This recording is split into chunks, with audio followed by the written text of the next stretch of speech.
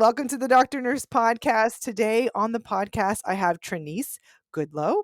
She is a graduate of Southern University in 2010. She worked for years as a med surgery telemetry nurse and then enrolled for her DNP at the University of Arizona. And it looks like you are an adult geriatric. Acute care, Yeah, yes. acute care. So you're all of them. Graduated with that degree in 2017. What was your dissertation on? Just tell us. So hypertension within the African American community, specifically JNC 8 recommendations 7 and 8 for hypertension management. Since 2018, she has worked as a cardiology nurse practitioner. And then in the summer of 2021, come on now, COVID launching businesses, she Yes. began her business as a nurse and nurse practitioner coach. Her business name is Dr. G. The NP, and she hopes to help nurses and nurse practitioners master certain skills such as EKGs, understanding and treating, diagnosing hypertension, and then cholesterol management. I am so happy to have her on to describe and to share with us her journey to where she got to today. So thank you for coming on. Dr. Goodlow, let's take it from the top. I will say my personal experience, and a lot of people are surprised when I make this statement. I'm going to make a controversial statement. Do it, girl. Come on. It's the Dr. Nurse Podcast. Let's do it. Controversy. Stir the pot. Yeah, I'm going to make a controversial statement. I was unhappy being a nurse. I almost left nurse. Me going back to get my doctorate, that was a real crossroads for me in life. I was a nurse for 4 years before I went to grad school, and I was miserable the entire 4 years. I hated being a nurse. And so my husband's an engineer, and when I was in high school, you think about what you're going to major in. An engineer did cross my mind, and I was very good at math, and I actually have the ability to draw. So I'm like, maybe I should be a civil. And so I was unhappy. I see him happy. He's an electrical engineer, but I see him happy, and I'm like, I just was tired of being treated like trash. As a floor nurse, it was like I was disrespected. Mind you, most people in this country don't even have a bachelor's degree, let alone a doctorate. So the level of disrespect, I was treated as if I was a maid and I was incompetent. And I just had a very negative experience as a nurse. Yeah. So I thought to myself, what do I want to do? Do I want to start over and get another bachelor's degree and pursue something else? Or should I just see this thing through? So I'm not going to lie, what altered my decision, initially I was going to get a master's. I found about programs that had BSN-DNP, and I'm like, okay, for 6 more months, I can get a doctorate.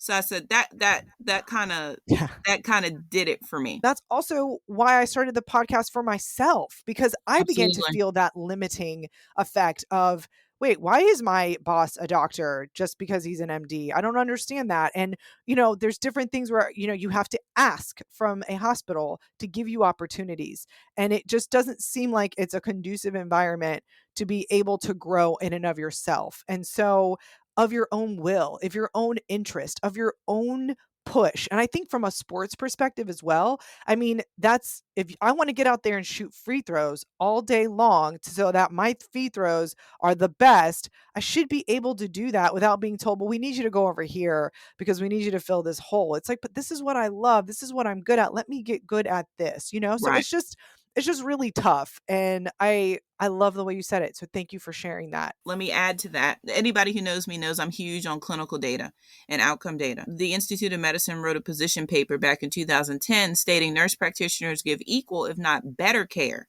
than physicians. Furthermore, there are over 3 million nurses in this country, so we make the biggest population, so to speak, of the healthcare world. So it's always interesting to me. Some of it is a patriarchy because nursing is a female dominated. Yep. Correct. Yep. And then when you have nurse bullying, the name escapes me of the nurse theorist who says this, but she described it in the 80s or 90s. It's basically when you're in an oppressed group, everyone feels bad. So within the oppression, I'm going to try to get power within that. So that's really like the child of nurse bullying, because I'm oppressed, but I don't like it. So I'm going to make you feel worse. So I feel some type of power, even though I can't get up to the level that I want to get up to. Yes. I'm not trying to turn this into a bashing session by any means, but I also want to inspire people to know that despite all the obstacles, you can still be successful. And I Yeah. have big plans for myself, my career, and I will be implementing them, and I am implementing them. People don't like that, right? The inherent human nature is, if I'm uncomfortable, I'm going to avoid being uncomfortable. But if you want to be great and you truly want to Oh, achieve come something, you on, have to girl. walk into that discomfort. Get comfortable with being Being uncomfortable. discom Growth Yes. is uncomfortable. So I Yeah. run to it. I lean into it. Before I started this 6 months ago, I'm like, oh, you don't know enough. You can't teach EKGs because there's some stuff that you're shaky on.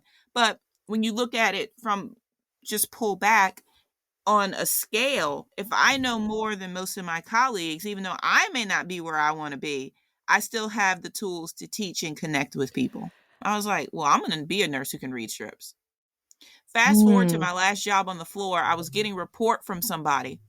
Long story short, she's like, yeah, the patient's been in sinus rhythm all night. Well, I looked up at the telemonitor. I said, well, that looks like a first degree in a bundle branch block to me, just on the telemonitor. So I looked at her 12 lead, and her 12 lead looked like perfect sinus rhythm. And I'm like, well, this doesn't look like that to me. Go check on the patient. She's doing fine. Tell the tech to get some vitals. I call internal medicine, tell him. He's like, I don't know. You need to call cardiology. I call cardiology. Internal medicine told you to call. He told me he didn't know. He's like, I don't know, call cardiology. I said, fine, call cardiology. He's like, get another 12 lead. Cool, get another 12 lead. The new 12 lead did not look like the original 12 lead. It looked like the telemonitor with the first degree in the bundle branch block. Now, mind you, in those days, I didn't know what a left anterior fascicular block was. I'm much more skilled now than I was back Yeah. then, but Yeah. I had more knowledge than my peers. I'll just say that. So I said, okay. He comes up. He's like, I'm going to go see the patient. Okay, fine. He goes in the room. He physically wheels the patient away. I never saw the lady ever again in life. Like, she could walk in front of me. I couldn't tell you what she looked like. So a few weeks later, I saw him in the elevator, and I And said, you asked hey, him what I happened. said, what happened to that lady? He had to Yeah. think for a second. He was like, oh, yeah, I remember who you're talking about. She had a small heart attack. Good catch. And he walked away. So I was like, man, I was like, I felt pretty good that day.